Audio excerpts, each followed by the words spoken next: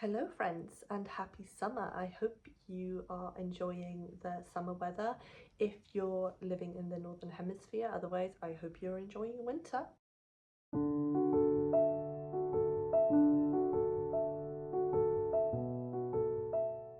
I had an idea a few weeks ago when I was going through my knitted sweaters for the summer, storing them away to make sure that they're safe, and I came across one of my sweaters that I knit 5 years ago, which is the Aurora Borealis sweater that I made with beads inserted into the colour work to mimic the stars.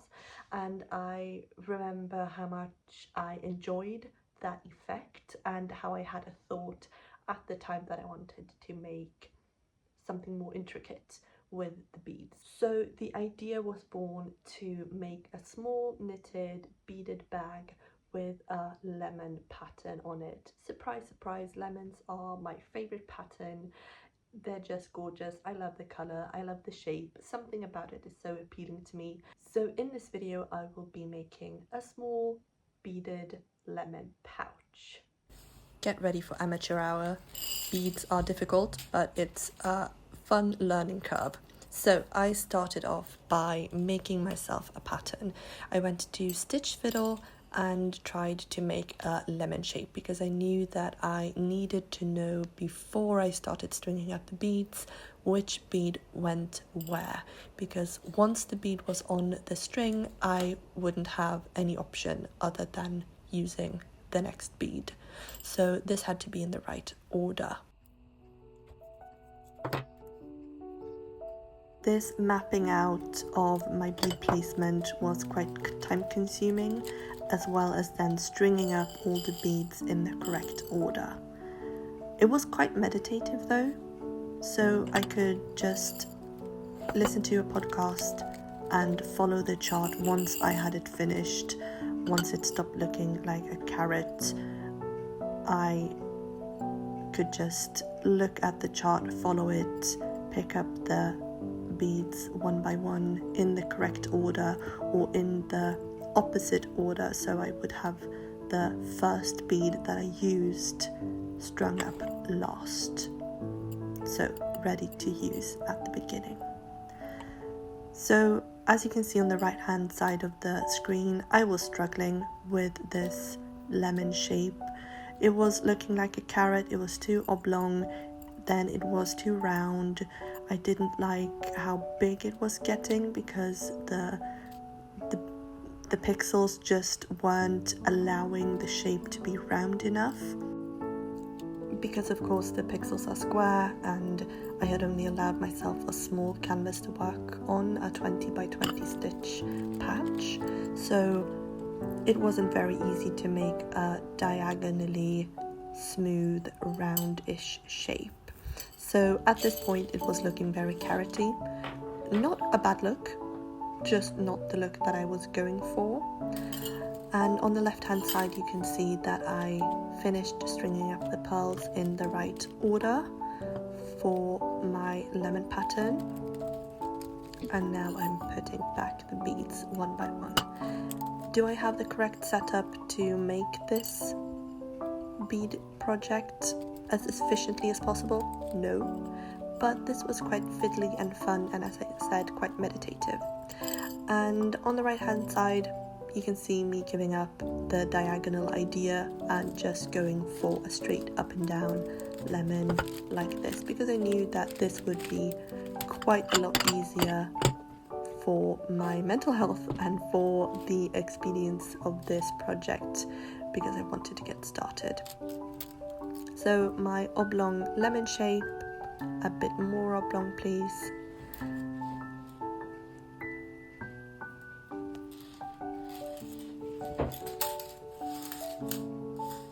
I wanted to add a leaf, again with the two tones or the two textures of the beads, so the clear beads and the frosted ones.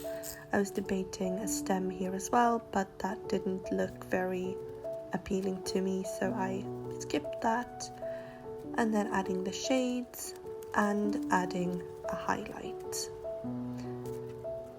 So this was starting to look like something, and I was getting ready to string up my beads. On the left hand side, I'm casting on for my project, and I started off by estimating how long my long tail should be for the cast on by just wrapping my tail around 2 needles as many times as the number of stitches that I was planning on casting on, to see where I should put the loop to get started. The stem wasn't looking very successful, so I scrapped that idea and left it as is. After a few rows of stockinette stitch, I was ready to start my bead placement, so I placed the stitch marker to show where the pattern starts.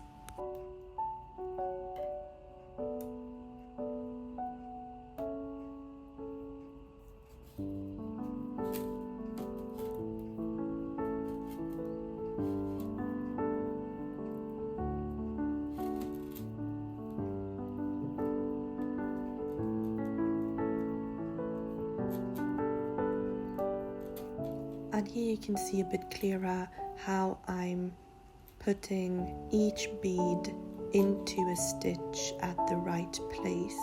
So I'm holding the 2 strands double, one sock yarn and one strand of the sewing thread, which has the beads on it, and placing one bead at a time on one stitch at a time, making the pattern following the chart.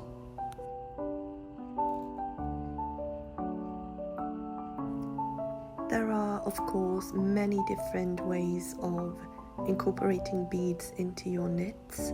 I have seen people using a small crochet hook to add every single bead onto a stitch as it has been knitted. That of course eliminates the need for stringing up the beads in the right order from the beginning, so that's a time saver then. But the time you save then, you lose, I think, multiple times over trying to add every bead with a crochet hook after you've knitted the stitch. You can also embroider the beads on afterwards, so similar to what I'm doing here with a thread of a thin yarn or a sewing thread. You could go in with a duplicate stitch and one by one add just the bead to one of the legs of the stitch. And that is a technique that I might try another time. I think that might be easier for bigger projects where there is very much riding on the bead placement being in the right order, and if you mess up, you have messed up the entire project and you have to redo a lot of the work. Okay, so I've finished with the bead detailing and I like how it looks. It's absolutely prettier on camera than it is in real life, because a lot of the beads have gone to the wrong side. So when I picked up the stitch, the bead that would have been on the front leg of the stitch slipped to either the back leg or the middle hook. So now I'm going to make sure to push all these beads to the front and see if I manage that. See, this is how the bead looks when it's in the middle of the stitch, and this standing up is how it looks when it's on the front leg, and that's how I want it to look. I think, at least that's how I decided I wanted it to look. So I did knit this quite tightly because I don't want to have to line it to be able to fill it with lavender. So the stitches are quite tight and the pearls are quite large for the gaps to be able to be pushed through, but I will get that done and come back and show you. Alright, so I managed to push all of the beads to the front, and now looking at it, I wish that I had just omitted the very top 3 beads, but this is what it looks like, my little lemon. I might actually just go back and take those 3 out. Yes, I'm gonna do that. So I ripped back those rows and pulled out the 3 excessive beads that I didn't want, and this is me placing the needles back into the live stitches.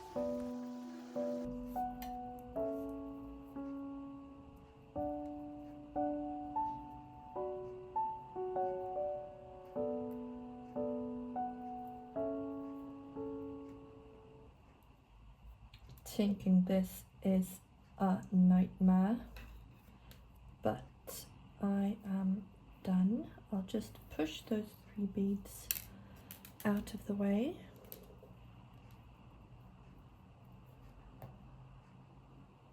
And I will knit, making sure that the bead is still placed in the front loop. Get back in the front, thank you.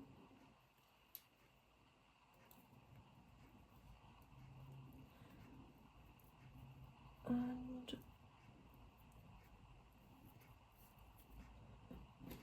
hey, how did that get out? Back, there we go. And this, keep the front please, and nope, front, thank you.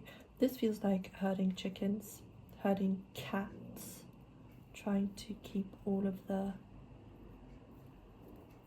beads in the front, but I see.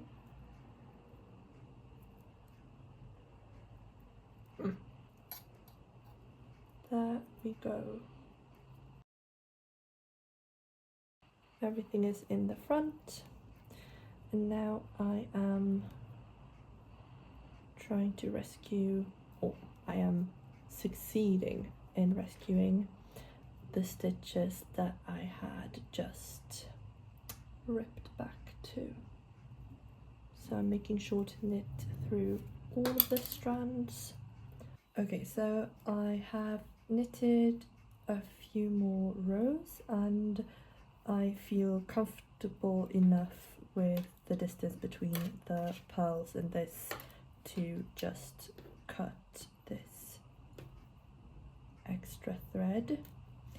And as you can see, what I have left on this sewing thread are the 3 beads that I took off because they were not looking good. It's looking cute. I like it.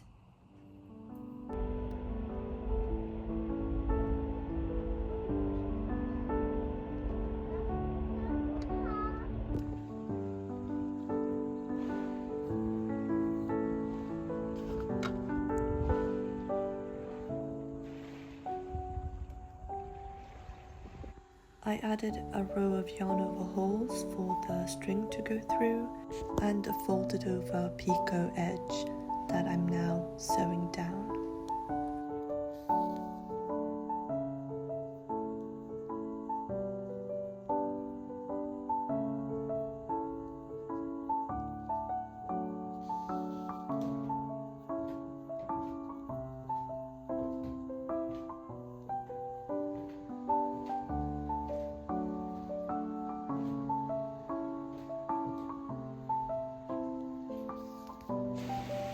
And to show the lovely summer weather and how fickle it is, this was just a few hours after the first clip of the sea, and it's absolutely pouring down, but I did see a cute dog, which was nice. So that's the part of the process that I managed to film. I then had several hours on a train, but that was quite packed and I didn't feel comfortable filming. So I sewed up the bottom of the bag, I braided a 4-strand braid for the string, and then this is how it looks. So the beads are making a cute little lemon with the little leaf, and I really like the result of the color placement. It's cute on close inspection and it's cute from afar. The string that I braided, I had 4 strands of this yarn that I did a fishtail braid sort of thing with to make a quite flat cord, and I really like how that looks as well. The picot edge that I folded over gives a cute look as well, and here it is. So I will be filling this with some red cedar wood and I will be hanging it in my closet, or will I be filling it with lavender and placing it between my sheets in my closet? Haven't decided yet, but this was my foray into close bead placement in a knit, and I like it. It was a fun experiment, but quite fiddly, very, very fiddly. So the idea that I had of making a sweater with many lemons, beaded lemons, I might be putting off for a while, but the idea is still in my mind. I still enjoy the effect. It also, ooh, am I going to do the ASMR thing with rubbing and clicking the beads? I don't think so, but the beads are very comfortable. They are, since they are so close together, they just sort of make a flat glossy surface, and on the inside it's not very noticeable at all because the knitting is so tight, so the beads aren't uncomfortable through the knitting. If I were to knit a sweater with this method, I would have to be careful of where I place the beads, because I noticed on my Aurora Borealis, God, so difficult, Norrsken, that is so much more easy to say, Northern Lights sweater, the beads that I placed around my